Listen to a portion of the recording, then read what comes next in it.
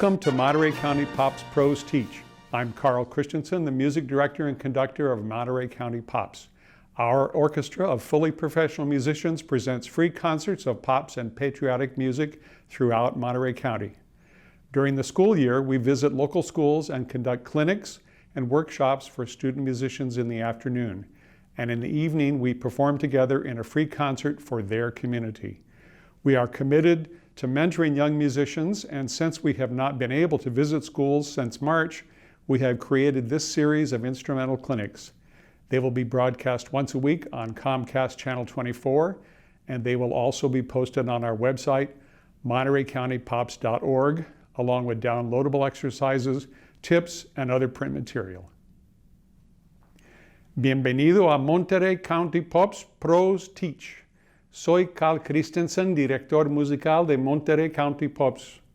Nuestra orquesta de músicos totalmente profesionales presenta conciertos gratuitos de música ligera y patriótica en todo el condado de Monterey. Durante el año escolar visitamos escuelas y realizamos clínicas y talleres para estudiantes músicos por la tarde, y por la noche presentamos un concierto conjunto para su comunidad. Para nosotros, la educación musical de jóvenes músicos es muy importante, y como no hemos podido visitar escuelas desde marzo, hemos creado esta serie de clínicas instrumentales. Se transmitirán una vez a la semana en el canal 24 de Comcast y también se publicarán en nuestro sitio web montereycountypops.org junto con ejercicios, consejos y otro material impreso descargable.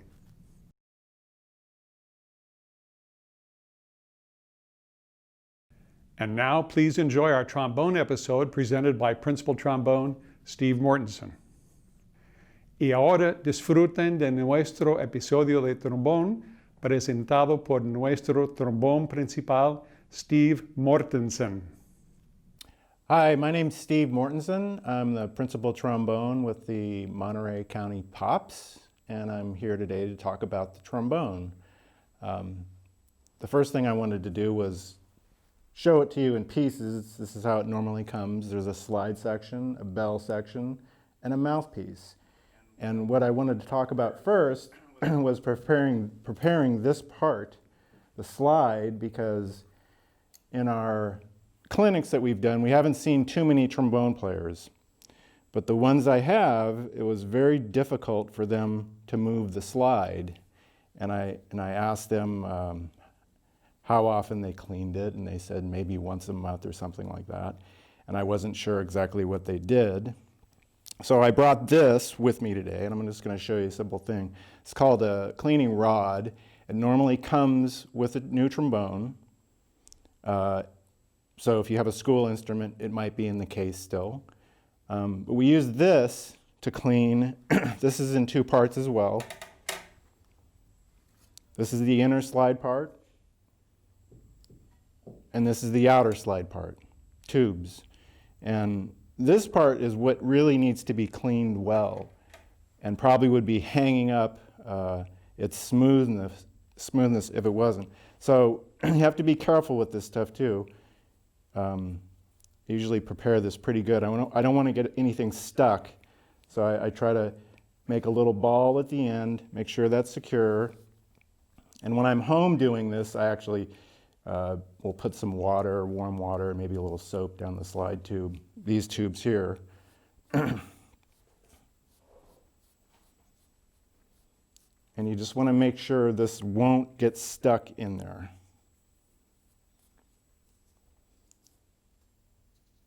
So I have that pretty well secure, pretty small. I can check it here.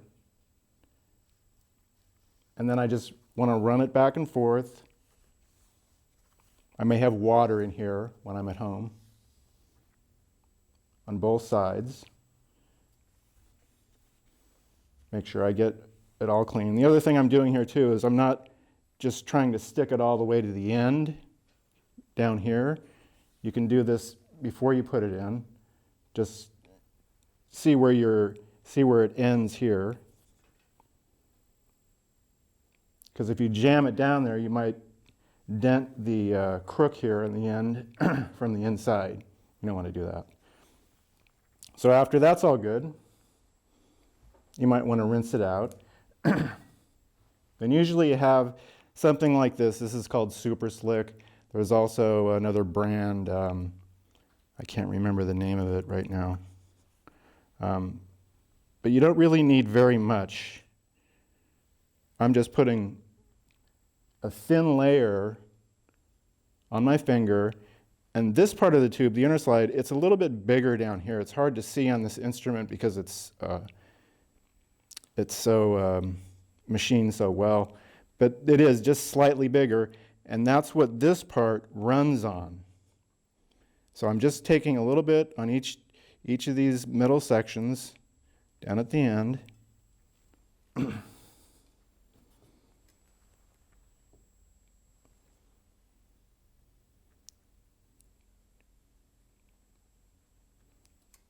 And the objective here is to actually get this cream on the inside, because that's what's running all the time. So I usually take one tube at a time and just gently go through here and try to coat the outer slide real well. I'll do that on each side.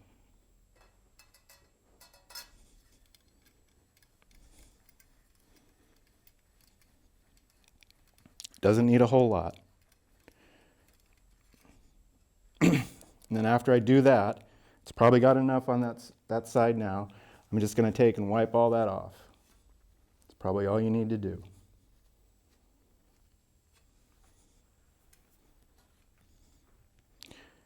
And if you haven't cleaned your instrument in a while, it may take a few times to get this working right.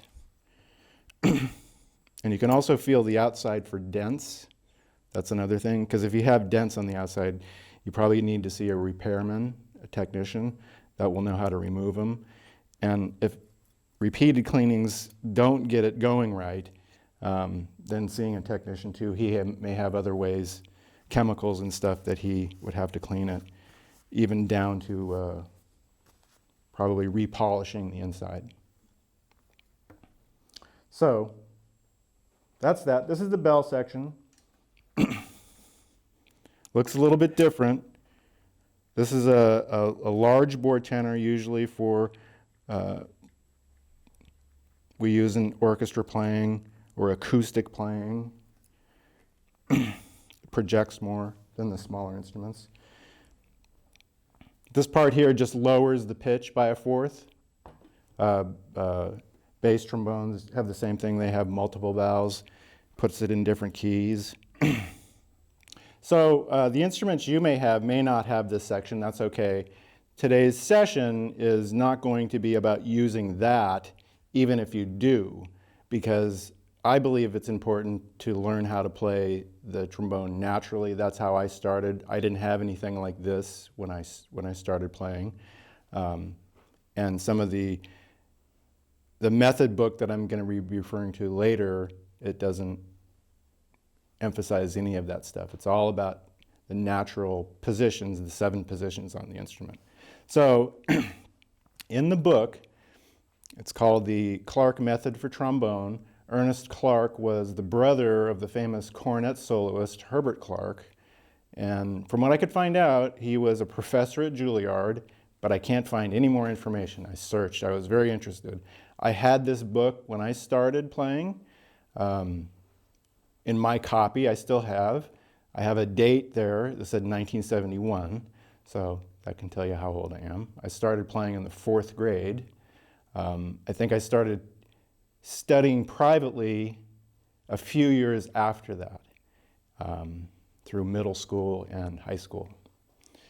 So in the Clark book, the very first section of it is a lot of text. It tells you how to hold the trombone, the function of every part of it, including making a sound. And for this instrument, it's a little bit different. So holding the trombone, primarily in your left hand, he shows you this way here, where the thumb goes over this cross brace. there's not enough room to do that and get to this valve section.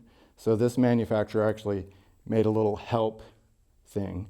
And if you do have this kind of instrument, you may not have that, and it may be a little harder to hold without that extra support. So it's usually just done in these 3 fingers here, and then possibly supporting it a little bit more with the pad, the bottom pad of your hand. And the reason we were talking about the slide is because that's not one of the pressure points in the instrument. There's 3 pressure points physically with the instrument. There's the left hand, there's your stomach area, which is helping you blow through the air through it, and your embouchure, which we're going to get into quite a bit. So if you have the slide, if you're forcing the slide, or you have to hold it wrong and battle it all the time, that's just going to inhibit your development properly. So we don't want that. So the other parts of the book that I'm going to go over a little more thoroughly in a minute, you'll see this, should see some of this on the screen, is the breath, the tone, and he talks about the lips, that's the embouchure, and then the first tone. He has a lot of good graphics in here that describe what the sound should result in and not result in. So there's a lot of text in this. It's rudimentary stuff, so those of you out there that have more experience, it might be a little bit simplistic, but I think we all, no matter what instrument we play, we're all going back to that type of stuff on a regular basis just to check ourselves. So now we're going to talk about making a sound or a tone. One of the objectives on this project here was to help people improve their sound, their intonation, and general musicianship possibly. So the Clark book that we're talking about here, the introduction of it also has some musical examples, or notational examples, I should say, you know, how the different eighth, quarter, it's all divided up, and some of the other markings you'll see in music regarding dynamics or expressiveness or tempo. So all good stuff. It's we're not going to go over each thing. That's something you can all do on your own. This should be available. Hopefully that you could download a copy of it and print it. If we're doing these clinics in the future, we'll probably have this printed out for the participants. So going back to the first section where he talks about what the purpose of how the lips react, that's also known as the embouchure on brass instruments, and the combination of breath or air passing through the lips, which are held in a specific position to create vibration, is what makes the sound through the instrument, all the brass instruments. So for me, I had several sources, teachers, books that I was referred to read about what all that stuff was all about. There's a lot of information out there in books and from different teachers.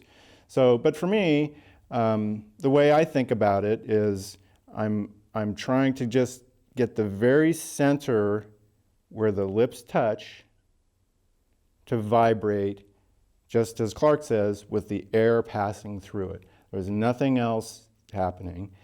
So the air or the breath, you want to make sure that there's nothing inhibiting that area in your mouth or your throat. You don't want to be vocalizing anything. Sometimes we say you want to say the word ta, but you don't want to vocalize the ah part of it because that would just sound weird. Forming the embouchure, there's probably all different thoughts. So the way I think about it, there's two ways, two things that happen here on my face. There's a lot of muscles that go on, but we're just trying to control this very small part right in the middle where your lips touch. So the way I think about it, and it probably comes from some reading that I had done and coaching or whatever, is there's a set of muscles on the top. Those are the smile muscles. We want to have just those engaged slightly. But the bottom one, the bottom side, the lower part, that's more of the frowning muscles.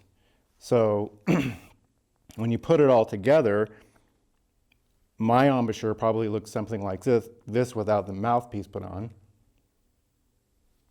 I'm just touching here. I have the corners firm, and I can actually make a sound without anything. I don't have a reference to a pitch, which is something I like to do, but let's see if I can try to do maybe an F. So that's the same sound that's going in here, in the mouthpiece, through the trombone, to come out the other side. You can also do this with the mouthpiece. And remember, there's nothing inhibiting the air passing by the lips. Your tongue, in fact, I think I made that sound without using a tongue. I just started it with the air. My throat's open. I'm letting the air pass through. And you can do the same thing on a mouthpiece. I don't know if I'm playing an F. I'm going to find out in a minute. I like to be able to play a note, a pitch, and I could have started my little keyboard app, but I didn't do that. And then going here, let's see if I played an F. Pretty close. So that's pretty it for making the sound. And then in the Clark method, he goes through the first notes, basically. He starts with the low B flat in first position.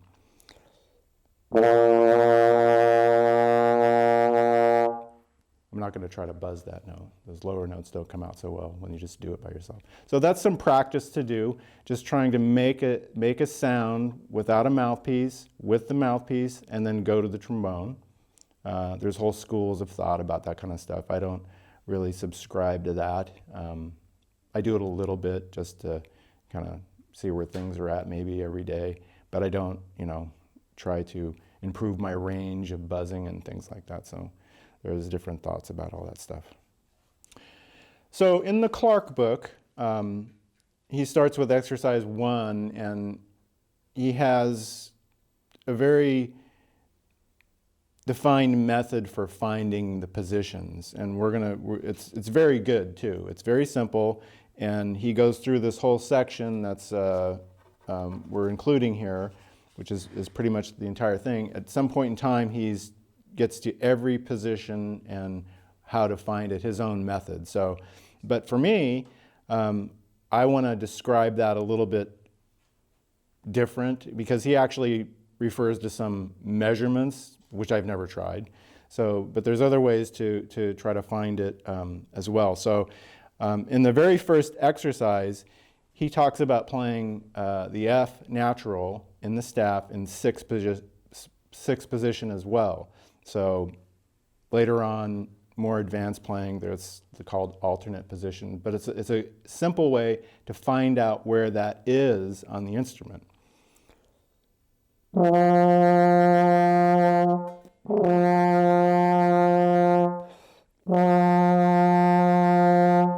So, and then from there, you can be able to get the C, which is on the partial below that.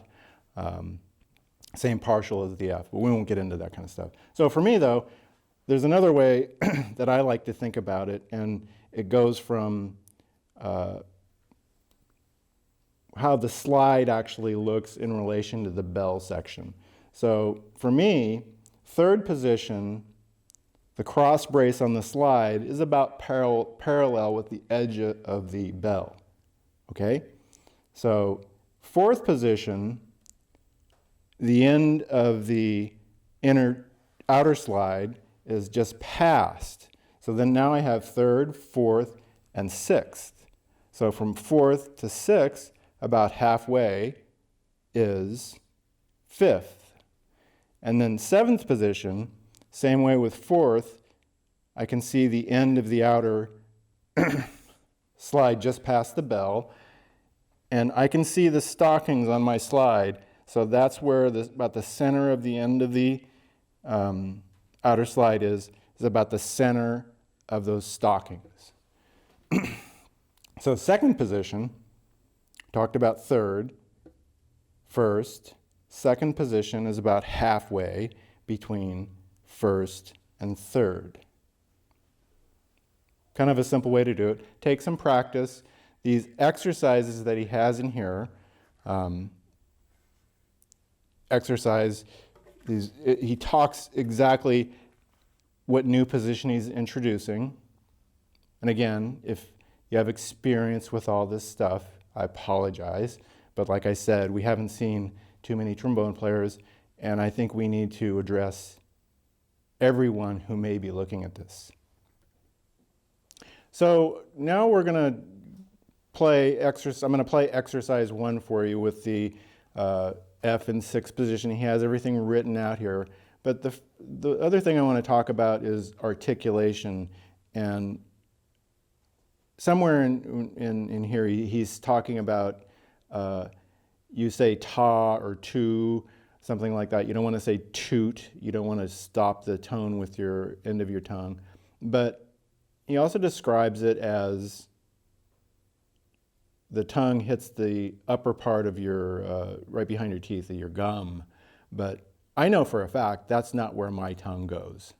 I actually experimented with that. And when I say ta in the mouthpiece, it actually, the end of the tongue is actually on the back of my teeth, like that.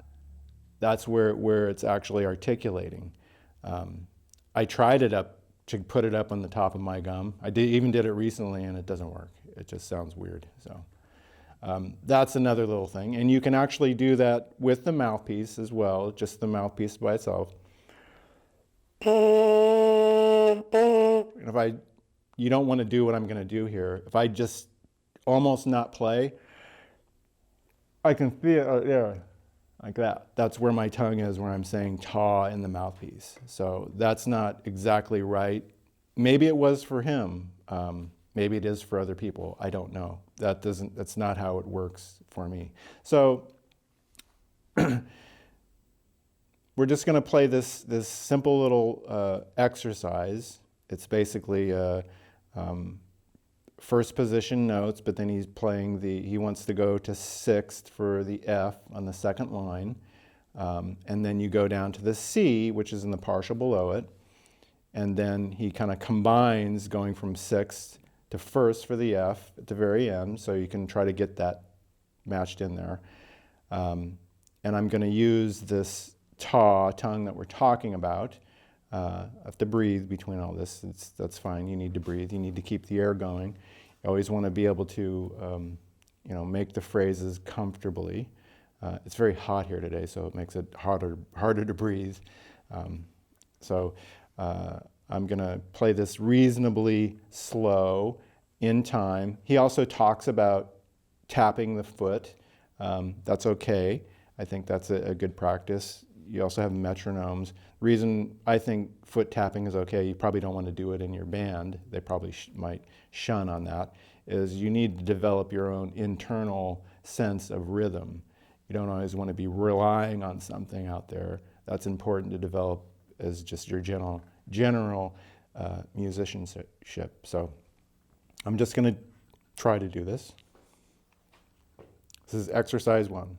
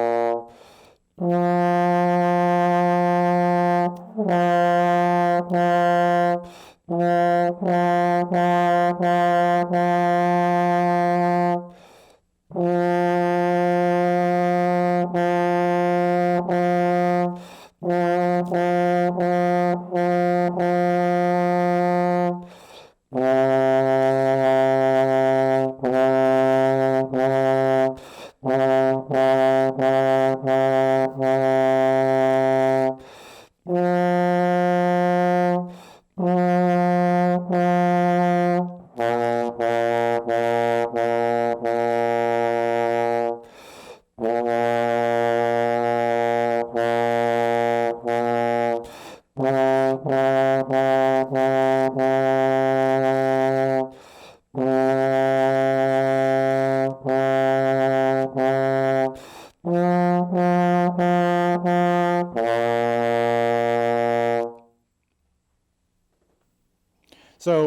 the one thing that he didn't mark, I just noticed, he didn't tell you where to play that F, the second measure from the end. So I assumed he wants to do it in first. And that's the other thing too about your technique is, oh, that's so far to go. And basically what these things do, and you don't want to, if you have something like this, you don't want to use it as a crutch, the F valve, because we're talking about playing natural positions and you need to learn how to do that, is basically what these do, it brings that sixth position right here into first. It lowers the pitch by a fourth, so instead of in B flat, you're in F. So, but it also, technically, it brings sixth position here, and then there's a seventh position, and now you have eighth, ninth, 10th, and 11th, so, and so on and so on. So, but still, you need to learn how to use the natural positions. That's critically important, because once you get into playing more technical things, and you're so used to playing, if you got used to playing that, say that low C in first position, it may not be the right way to do it because the musical line may be moving in that direction where it would make more sense to go into the sixth position. So that's just one thing. And then if you continue through these first exercises, like I said, everything he's written is in the key of C with accidentals, more or less. But then he goes on and more exercises, very simple half notes. And he introduces different positions with each one. It's probably in an accidental. So now that you've mastered all these initial exercises and know the positions perfectly, we're just going to briefly talk about another type of articulation that's important and kind of in the school of trombone playing. And Mr. Clark actually refers to that starting on page 28, the slur. So I'm not sure exactly what he is saying as far as the possible different syllable you want to think about. What I think about when I'm playing legato or slurred is da, that word, and physically the tongue feels a little bit wider for me, a little softer, but it's still kind of hitting the back of my teeth, not the upper gum. And it's in well done legato or slurred playing, you don't want any break, unlike what I've played for you already. I was purposely trying to put a little bit, very tiny little bit of space between each note to emphasize the articulation. In slurred playing or legato playing, you don't want to have any break at all. And I like his graphics that he puts in here where, you know, actually is going immediately from one note to the other. That means you have to accurately find the position. So I'm just going to play just a little bit of this one, exercise 31. And I'll emphasize when I'm not playing legato so you can hopefully hear the difference.